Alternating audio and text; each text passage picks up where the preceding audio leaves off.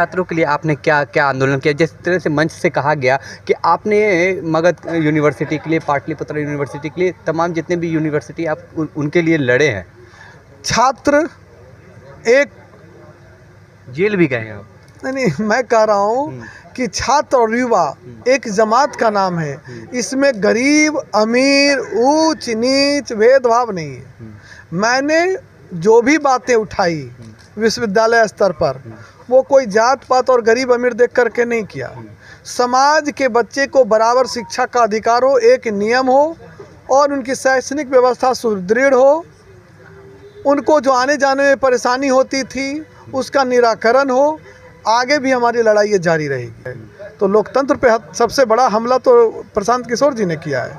आज जो उनकी पार्टी है, मैं पूछना चाहता हूँ उनसे कि कौन से विचारधारा से उनसे लोग जुड़े हुए हैं। सिर्फ पैसे पर 8,000, 10,000, 15,000, 25,000 और 20,000 में वो लोगों को नौकरी रख रहे हैं। लोगों को उनको कहिए पेड कार्यकर्ता, पेड कार्यकर्ता, कर्मचारी कम कार्यकर्ता। दूर दूर तक चुनाव लड़ने का मेरा सपना नहीं। मैं गरीब का बेटा हूँ। तो क्या गरीब को अधिकार नहीं है चुनाव लड़ने का? पैसे मेरे पास नहीं है। और जो फैल जाइए सब आदमी का आ जाएगा और ऐसे सीधा हो जाएगा।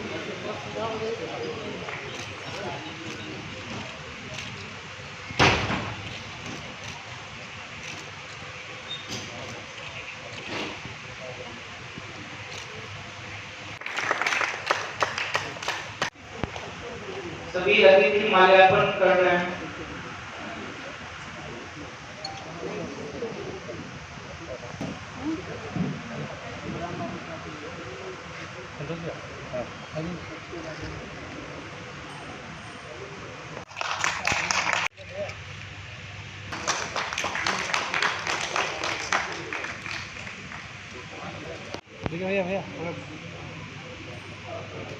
इस समय बातचीत के लिए कृष्णा पटेल जी हमसे बात करेंगे और जानेंगे आज के कार्यक्रम को लेकर। आज का जो कार्यक्रम रहा, देखने में जो थोड़ा भीड़ थोड़ा कम रही, लेकिन हाँ, जिस तरह से आपकी एनर्जी रही, जो लोग यहाँ नहीं हैं वो लोग इस कार्यक्रम को मिस करेंगे, क्योंकि इस कार्यक्रम से बहुत से लोग जो है एनर्जी लेकर जा रहे हैं। क्या कहेंगे? देखिए, आज हम लोग लोकनायक जयप्रकाश नारायण जी के द्वारा जो ऐतिहासिक छात्र आंदोलन 5 जून 1974 को हुई और संपूर्ण क्रांति का नारा दिया गया, उस संपूर्ण क्रांति के 50वें वर्षगांठ को हम लोग स्वर्णिम वर्ष में मना रहे हैं। और उसी स्वर्णिम वर्ष की कड़ी में हमारा एक मिशन है, हमारा अभियान हर घर भारतीय संविधान, और इसी की एक कड़ी है जिसको मैंने जेपी छात्र आंदोलन का स्वर्णिम समारोह के रूप में आज मनाया।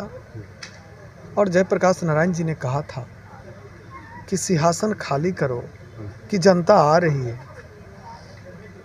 आप कहें कि कुछ भीड़ कम थी, मैं इस बात से इनकार नहीं करता, क्योंकि आज स्थिति ऐसी बनी हुई है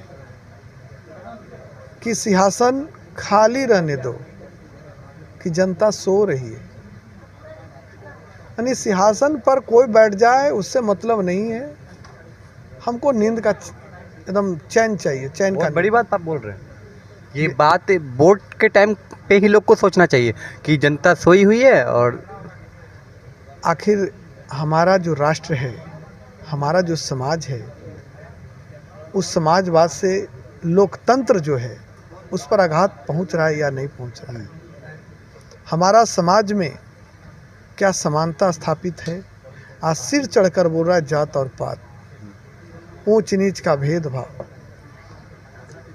तो मैं पूछना चाहता हूँ वैसे लोगों से जो जात पात में विश्वास रखते हैं, वो हमें बताएं कि इस धरती पर पहले किस जात की उत्पत्ति हुई, पहले यहाँ पर किस जाति के लोग जन्म लिए, और ब्लड जो निकलती है आपके शरीर से, उस ब्लड में कौन जात का एक प्रमाणिक सबूत आता है, ये भी बता दें हमें। कोई सबूत नहीं। तो जब ईश्वर ने कोई अंतर नहीं पैदा किया है, तो फिर हम आप कौन पैदा करने वाले होते हैं? ये तो एक तुष्टिकरण की राजनीति है। छात्र युवाओं को तोड़ा जा रहा है, जात पात में बांटा जा रहा है, क्योंकि छात्र अधिकारों का हनन हो रहा है। आज 65 से 70% युवाओं की आबादी होती है। भागीदारी है, हिस्सेदारी कहाँ है? सक्रिय राजनीति में हिस्सेदारी कहाँ है? कितने छात्र युवाओं को प्रमोशन किया जाता है, टिकट दी जाती है, या उन्हें छात्र संघ का चुनाव लड़ने का अवसर प्रदान है, या सीनेट सिंडिकेट में जगह जगह कहाँ है? अगर ये जात पात की राजनीति नहीं होगी तो वो जानते हैं कि जिस दिन युवा शक्ति, छात्र युवा एकजुट हो गया तो हमारी सिंहासन खाली हो जाएगी। देखिए, युवाओं की जहाँ तक बात की जाए तो वहाँ पर तेजस्वी यादव भी योजना ला रहे हैं, युवाओं के लिए रोज़गार दे रहे हैं, माई बहन योजना लेकर आ रहे हैं। उधर प्रशांत किशोर हैं जो कि कह रहे हैं कि युवाओं को कब तक प्रताड़ित किया जाएगा। दूसरे राज्यों में जाते हैं, उन्हें प्रताड़ित किया जाता है, मारा जाता है, पीटा जाता है, गाली बक्का जाता है। अभी हाल ही में कुछ वीडियो ऐसा वायरल हुआ है जिसमें बिहार के जो ड्राइवर हैं उन्हें मारा जा रहा था, पीटा जा रहा था। तो कब तक ऐसा आखिर किया जाएगा बिहारियों के साथ?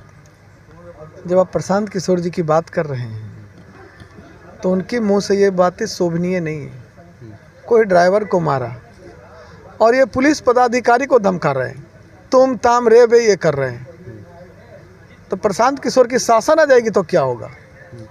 जब ये नहीं, वो तो कह रहे हैं कि बिहारियों को जो प्रताड़ित किया जा रहा है इसके लेकर के बिहार के सरकार में बैठे प्रशासन बिहारी नहीं है, वो तो बिहार सरकार चला रही है। वो शासन व्यवस्था को सुदृढ़ कर रही है। आप उसी शासन व्यवस्था पर जब चोट कर रहे हैं, उसी को तुम ताम कर रहे हैं, तो आपका विजन क्या है? और उन प्रशांत किशोर किस विचारधारा को मानते, उनका विचारधारा क्या है? विचारधारा पूछ के देखिए। अच्छा, तेजस्वी यादव भी नहीं, अभी आप बात छेड़े, मैं बता रहा हूँ।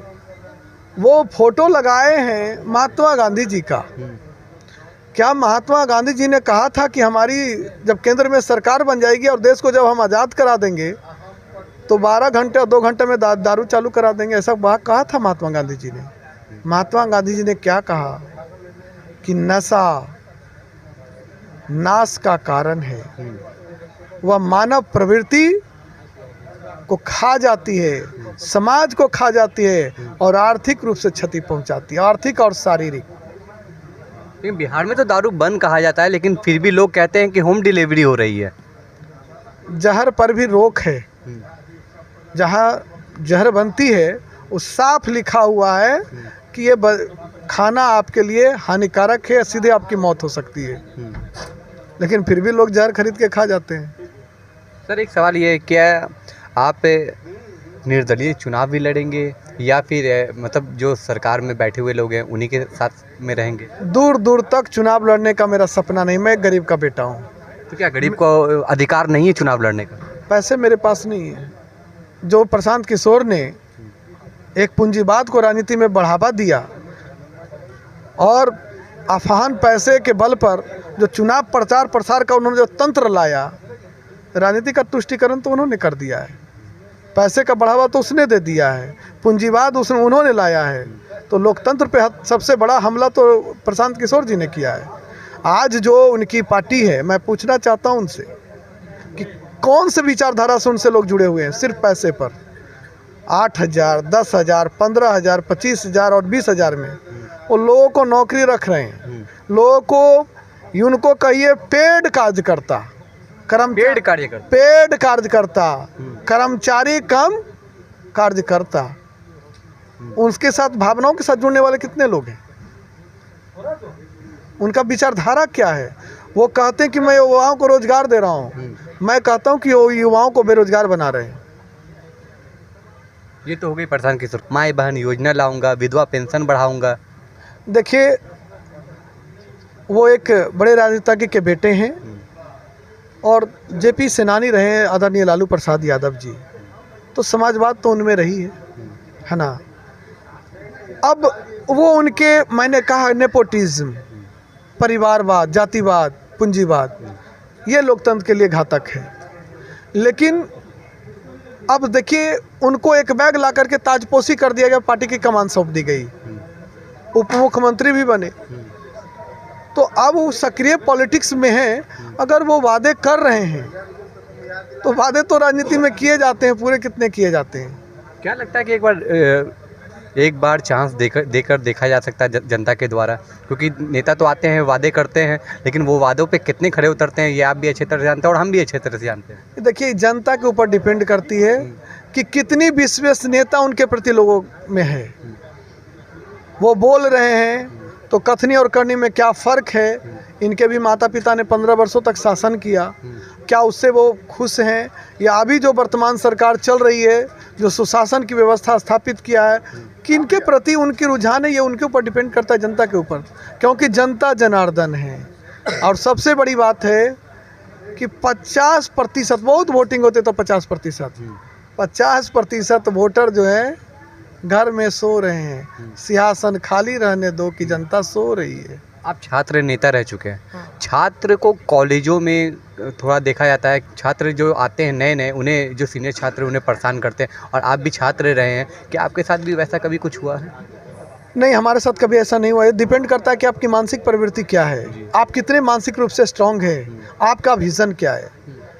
कुछ बच्चे होते हैं शोषण हो जाने लायक, वो खुद उनकी गलती भी होती है। गरीब छात्रों के लिए आपने क्या क्या आंदोलन किया? जिस तरह से मंच से कहा गया कि आपने मगध यूनिवर्सिटी के लिए, पाटलिपुत्र यूनिवर्सिटी के लिए, तमाम जितने भी यूनिवर्सिटी आप उनके लिए लड़े हैं। छात्र एक जेल भी गए हैं आप? नहीं, मैं कह रहा हूँ कि छात्र और युवा एक जमात का नाम है। इसमें गरीब अमीर, ऊंच नीच भेदभाव नहीं है। मैंने जो भी बातें उठाई विश्वविद्यालय स्तर पर, वो कोई जात पात और गरीब अमीर देख करके नहीं किया। समाज के बच्चे को बराबर शिक्षा का अधिकार हो, एक नियम हो, और उनकी शैक्षणिक व्यवस्था सुदृढ़ हो, उनको जो आने जाने में परेशानी होती थी उसका निराकरण हो।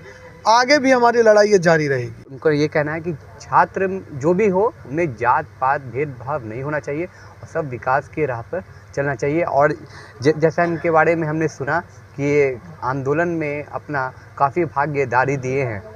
अब आपकी क्या राय है, आप हमें कमेंट बॉक्स में ज़रूर बताएं।